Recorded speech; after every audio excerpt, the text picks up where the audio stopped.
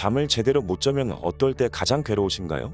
잠을 못 자면 단순히 밤에만 잠을 못 자서 괴로운 게 아니라 깨어있는 낮에도 참 괴롭게 만드는데요. 피곤하니까 예민해지고 별거 아닌 일에 짜증나게 됩니다.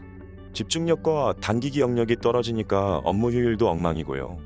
덤으로 면역력까지 떨어지게 됩니다.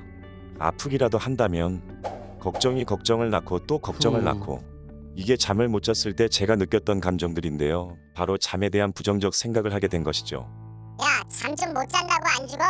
근데 이렇게 잠을 못 자는 게 건강에 엄청 안 좋을 것 같고, 내 삶이 엉망이라는 부정적인 생각에만 매몰되면 결국 악순환에 빠지게 될 가능성이 크다고 합니다.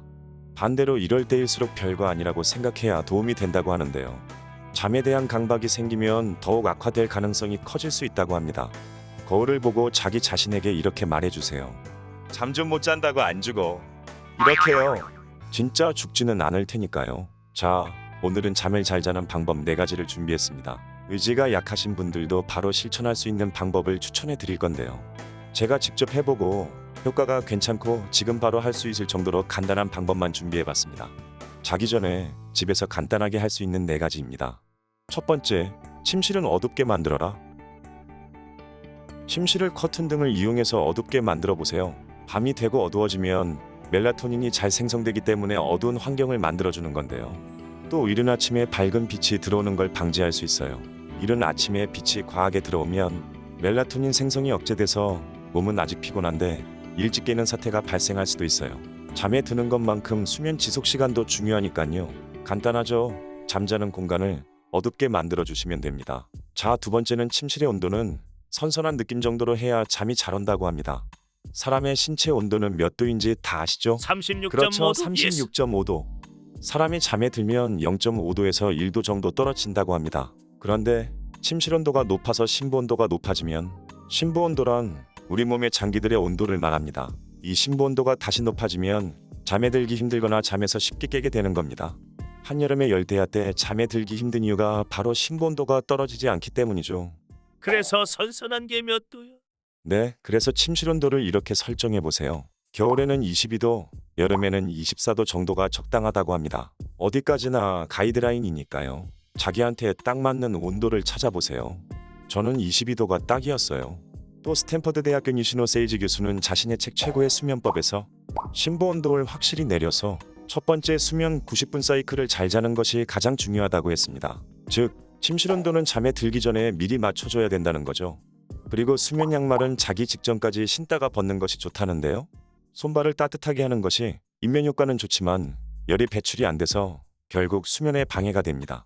심부 온도를 내리는 방법은 침실 온도 조절도 있지만 멜라토닌이 심부 온도 내리는 걸 도와주니까 멜라토닌이 밤에 잘 생성될 수 있게 자기 전에 어두운 환경을 만들어 주시면 더 좋습니다. 그리고 겨울철 방바닥이나 전기장판 위에서 주무시는 분들은 자기 전에 끄고 주무시거나 타이머를 맞추시는 게 좋습니다. 자는 동안 바닥이 너무 따뜻하면 심부 온도가 올라가서 수면의 질이 떨어질 테니까요. 그리고 머리를 살짝 차갑게 자는 게 좋다고 합니다. 그럼 적절한 습도도 알려주세요. 습도는 50에서 60이 좋다고 합니다. 건조하면 코가 막히거나 목이 아파 수면에 방해가 되겠죠? 세 번째는 저녁 식사로 트립토판을 곁들여라.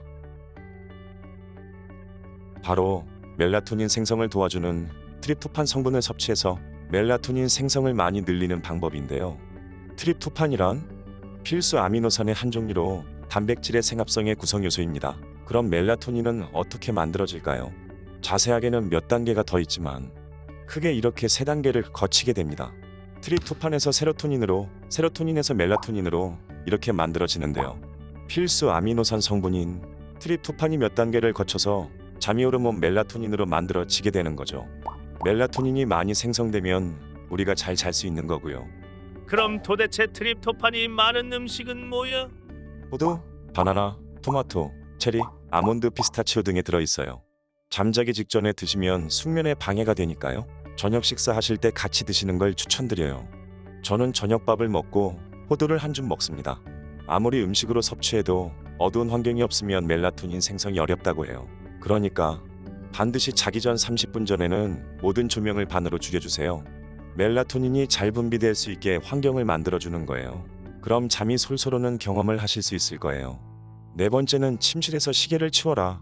핵심은 잠에 방해되는 물건을 침실에서 치우고 시간을 확인하지 말라는 건데요. 난 몇인지 궁금한데 시계는 왜 잠에 방해가 되는 거예요? 잠을 못 자게 되면 대부분 사람은 잠에 집착하게 되어 있습니다. 잠이 안 와서 혹은 새벽에 깨서 시간을 확인하게 되면 아 젠장 벌써 3시네. 아 이거밖에 못 잔 거요? 이렇게 되면 뇌가 각성 상태가 되고 결국 생각이 꼬리에 꼬리를 물게 되어 잠을 설치게 되는 거예요.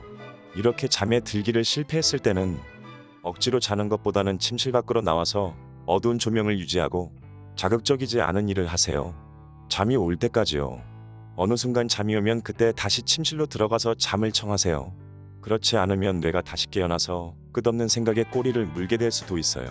그리고 혹시 어두운 침실에서 핸드폰이라도 보게 된다면 밤에 핸드폰의 밝은 빛이 눈으로 들어가게 되면 1분만 노출돼도 솔방울 샘에선 바로 멜라토닌 생성을 차단시켜버리게 됩니다. 큰일 난다는 거죠.